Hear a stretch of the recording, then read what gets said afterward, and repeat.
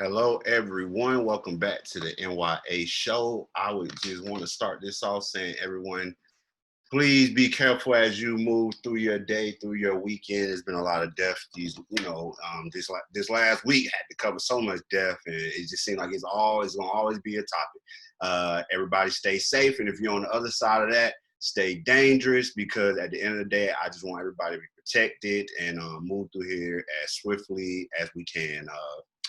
What did my man Castro say? He said, "I know my life ain't promised. That's why the wise move in silence." So let's get the show started, everybody. At one participant, I got a couple of topics. Titty, 2 chains. So help me God. First piece of music I'll be discussing. This was a pretty good 2 Chainz album. Follow up from the last his he pretty much I know 2 Chainz got a deal because he dropped an album like every year around around this time of the year. I think we got our last 2 Chainz album that he busts right back. But I always can appreciate some 2 Chainz music. Favorite tracks off of it were the "Can't Go For That," which was a "I Can't Go For That" remake. Anybody that know of that song when it first came on, I thought "I Can't Go For That" was on like the actual song. I was like, damn, like what the fuck just happened to the 2 Chainz album? I was like one song in, but he sampled it. So shout out to 2 Chainz for that one. Feel Away. The highlight line was that man said, "I'm fly land on Mike Pence." Young YRB. That Young Rich and Black, that song was dope. Vampire, that was a hard 2 Chainz song. And Southside Ho. Those are my top picks from the album. Of course, I just heard it, so I got to revisit again next week. You got to give yourself a little bit more time to digest the music.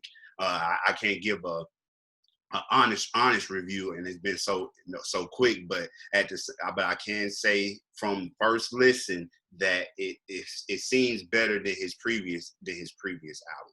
And that's always good. That shows me that the artist is progressing, trying different things. Ever since 2 Chainz did that song "Big Amount," I don't know. It's just something about "Big Amount," the trajectory. It was just different to me. I really appreciated "Big Amount." That's one of my favorite 2 Chainz songs. God damn it! But this album, so help me God, really dope album cover, nice concept. I really appreciate a good 2 Chainz album. Go and check this out if if it's put it on your radar if you didn't know already. Goody Mob dropped a new album called Survival Kit. Favorite tracks are No Cigar featuring 3 Stacks, Andre 3000, Off Road, and Me Time. Those are my favorite songs off of first listen. This Goody Mob can always be appreciated.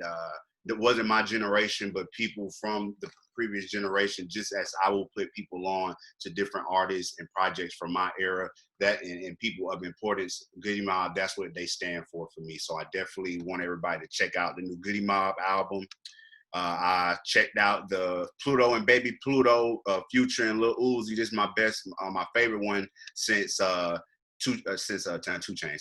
Since Future did a project with Young Thug. My songs I like from that are stripes like Burberry, $1 Million Play, She Never Been to Pluto, I Don't Want to Break Up, and Drinking and Smoking. Those are my favorite tracks from the project so far. I really like how Future sound whenever I hear some chorus coming, down, down, down, down, anything of that nature, and I'm listening to some Future, I know he's gonna go crazy. So whenever he bring that energy out there for a person who put out as much music as Future, then I definitely can appreciate this project.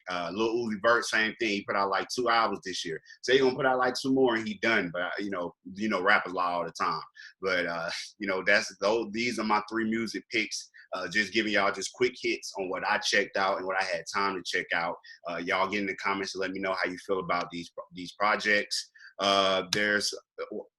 There's controversy going on in Ethiopia right now. I have some notes here. I just want to read off to you guys. You can see the video on the screen. What's going on November 3rd, Nobel Peace Prize laureate Prime Minister Abiy Ahmed declared war on a regional state of Tigray. I hope I didn't put an accent on that for no reason. Immediately before the declaration of the war, his administration blocked the internet, disconnected phone lines, and severed basic service utilities in Tigray.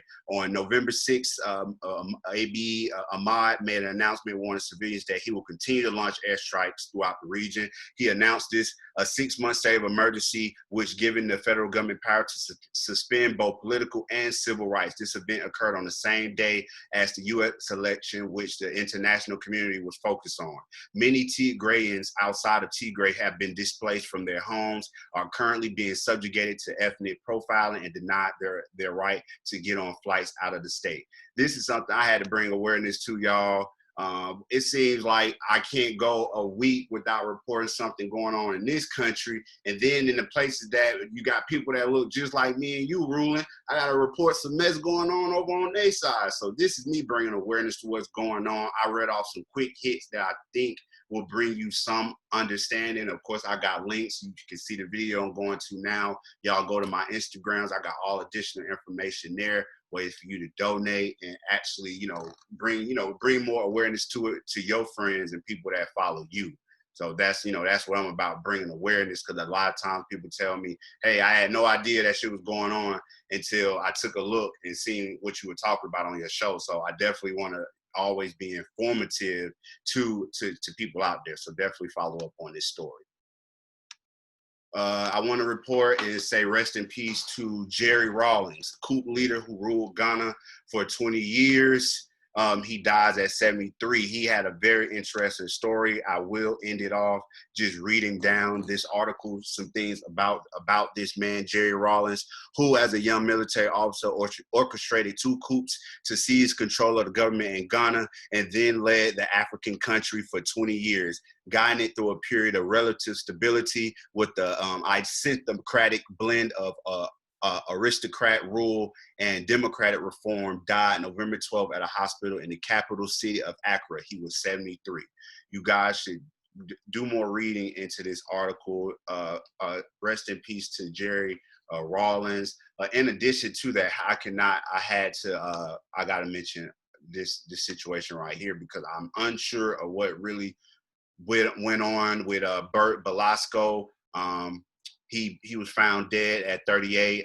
He was the center, right there in the center, played Charles Whitmore in the BET series Let's Stay Together, which aired from 2011 to 2014. He was found dead in a hotel room, in a Virginia hotel room on Sunday. The family wanted to know, they wanted to check in on him. They called, did a wellness check, and to their findings, they found him dead. I don't know why the rest of the article isn't popping up. I'm not doing a survey for them, but I want to come and pay my respects to Bert Belasco, because I really enjoy his acting, his energy. Just like they said that he earned acclaim doing Will Smith impersonations, and then from there kind of knew that acting was his thing.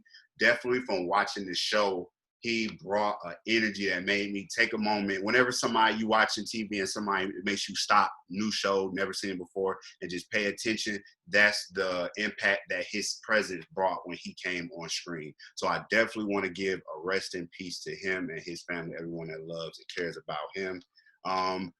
One more time, rest in peace to Jerry Rawlings. I want to read off just a couple more things on him. The richer became, Mr. Rawlings, who is often known as Flight Lieutenant Rawlings for his military rank, charged a Khufu's regiment with corruption and profiteering. This is when they were getting other group of people up out of that motherfucker. The rich became richer, including the high military officers, and most of us were starving, Rawlings said at the time. I've always wanted to do something to correct injustice. He was able to overthrow the current rule, rule over the area. I think he didn't allow pictures of himself to be put up as a leader. It was more of a socialist kind of ruling of Ghana, especially after I read about, somebody's calling me in the middle of the show, but let me see, decline, take that off. But Kwame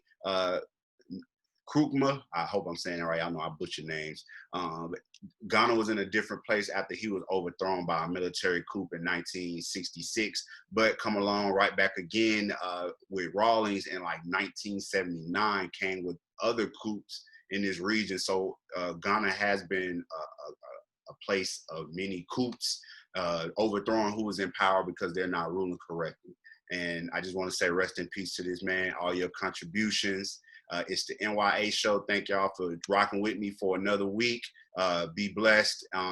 Keep believing in yourself, and we out.